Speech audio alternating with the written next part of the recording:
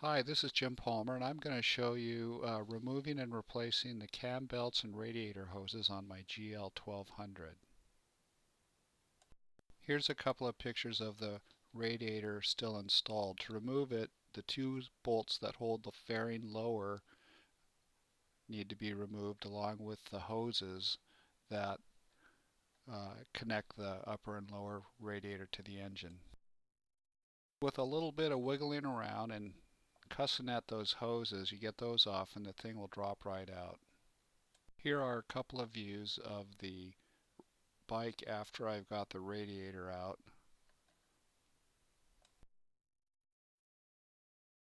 Here's the loose parts you wind up. These are what mount it. The cam belts are under the covers. This is what you have after the covers are removed. A couple of shots just so it'll help you remember how to put it back together. I wasn't sure how old these belts were, so I'm just replacing them anyway. So I have the new belts in, so I wanted to roll the engine over a couple of times just to make sure that I didn't do something really stupid with timing it. So I just put the wrench on the front and turned it.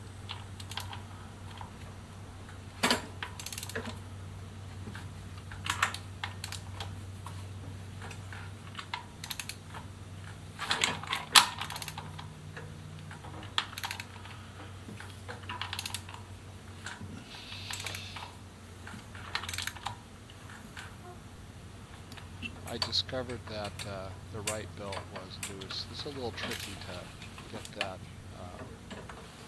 set right, but I had to go back and reset that. Okay, covers are on. Starting to look like I've got somewhere now. This picture you can see the left horn is just hanging on the wires. I found it gave you a little better access when you needed to get to the upper radiator hose. I used the Napa 7733 hose to cut the upper and lower. I can't say the upper was a very good fit, but I think it'll be okay. Here's the lower hose. The Napa hose is a little bit larger or thicker wall than the stock Honda hose, so I couldn't use the stock Honda wire clamps. Here's the problem with the upper hose. It had a little bit of a jog in it right where it goes into the upper pipe. You can just see it there. The hose didn't go directly or straight into the pipe on the engine. And there you go. Job is almost done here. I still got to play around with the radiator cap a little bit. Here's the Napa radiator cap versus the stock Honda.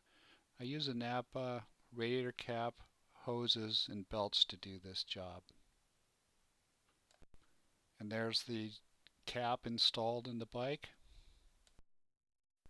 So there you go, short of changing the oil, filling the antifreeze, and putting the air filter back on it, the engine's done. Next up will be the brakes.